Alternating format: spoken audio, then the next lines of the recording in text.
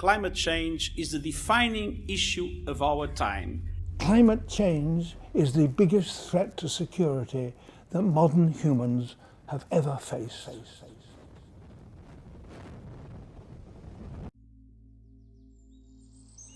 Since the Industrial Revolution, we humans have started putting more and more greenhouse gases like carbon dioxide into the atmosphere, mostly by burning fossil fuels and destroying forests. These gases have caused the Earth's temperature to warm at an alarming rate. And if we don't do something to slow our emissions, the global temperature will continue to rise. Of the hottest 20 years on record, all but one of them occurred in the past 20 years. For a beachgoer, a few extra degrees might sound rather nice, but it isn't always that simple. Heat waves have been getting more intense, more frequent, and getting longer. Earlier this year, the Pacific Northwest was hit by a record-breaking heat wave which killed more than 1,000 people in the 100-degree heat. It is virtually impossible that this heat wave had occurred without climate change. With this increased temperature comes a range of other problems. The Southwest has been getting drier and drier ever since the 80s. As a result of the drier and hotter conditions, wildfires have been increasing. According to researchers, climate change has doubled the area burned by wildfires, and wildfires will only become more frequent as the planet warms. Wildfire smoke is very bad for human health and kills more than 300,000 people every single year, with children being at a particularly high risk since their lungs aren't properly developed. The recent Dixie Fire in California has turned air quality in nearby cities into some of the worst in the world, and sent smoke as far as New York City. More than 1,000 buildings have been destroyed by the fire. The Earth has massive amounts of ice, such as on Greenland, Antarctica, and in glaciers, and when this land ice melts, the released water flows into the ocean. When new water is added to the ocean, the sea level rises. Since the Earth is getting warmer, the amount of ice which melts is increasing. The ocean has already risen by more than 8 inches in 100 years, and if we maintain current course, the seas will rise to 3 feet above their 1900 level by 2100. Rising seas are already causing erosion, flooding, and damage to infrastructure, as well as more powerful storms, and these effects will only get worse as the sea level rises even more.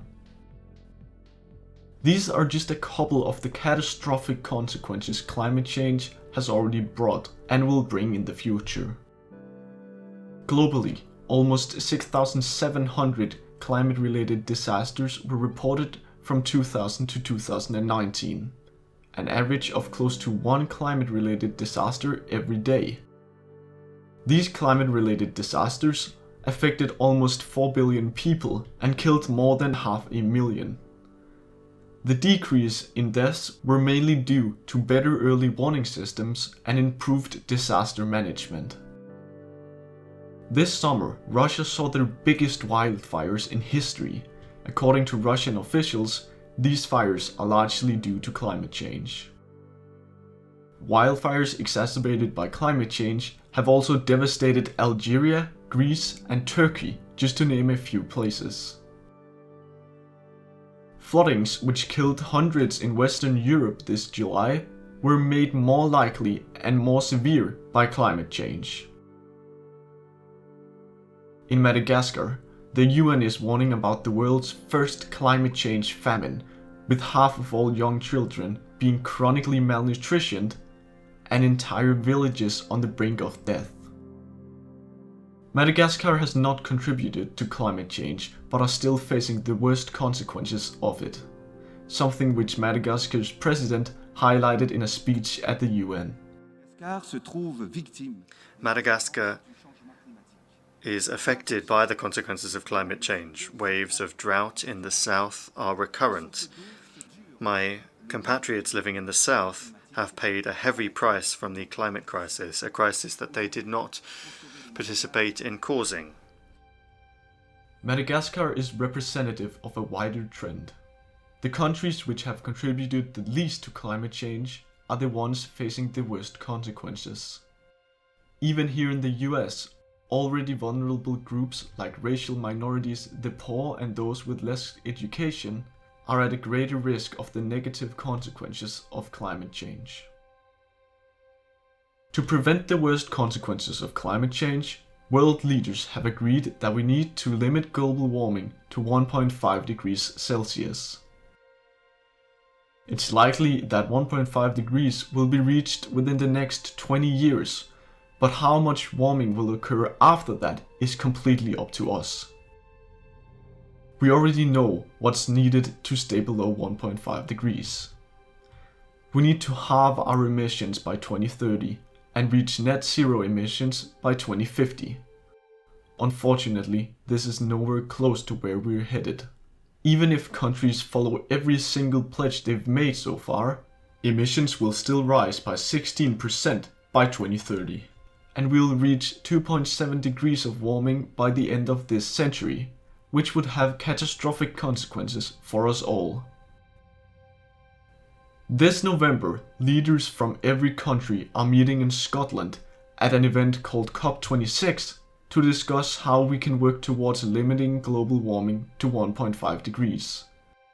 Before this meeting, we thought it might be a good idea to highlight 3 solutions that are necessary to keep 1.5 degrees within reach.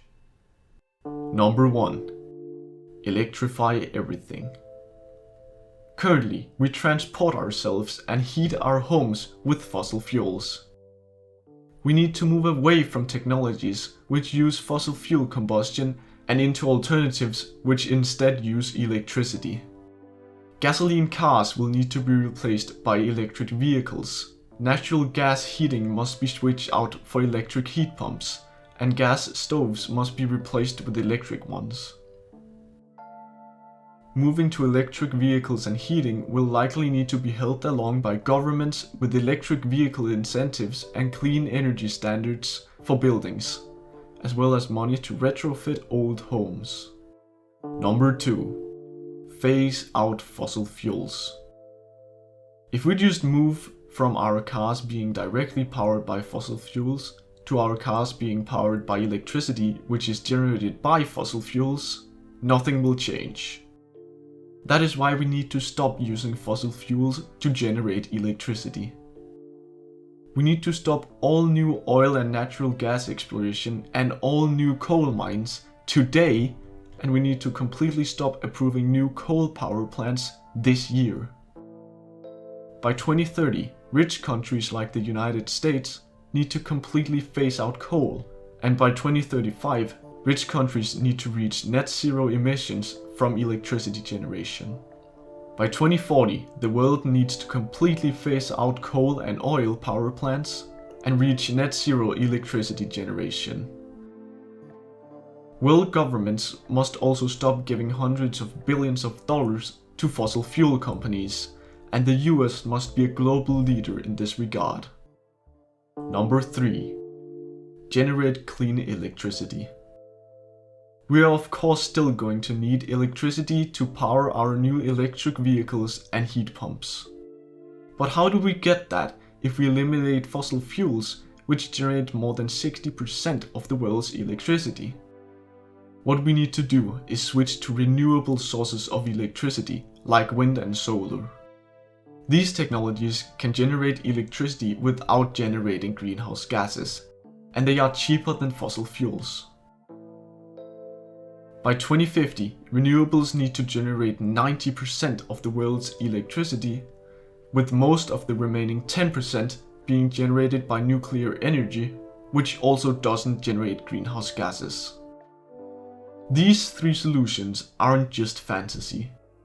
Countries such as France, Spain, Ireland, Denmark, and Costa Rica have already instituted bans on new fossil fuel exploration, and most of the technologies necessary to transition to a green economy already exist and have been proven in the real world.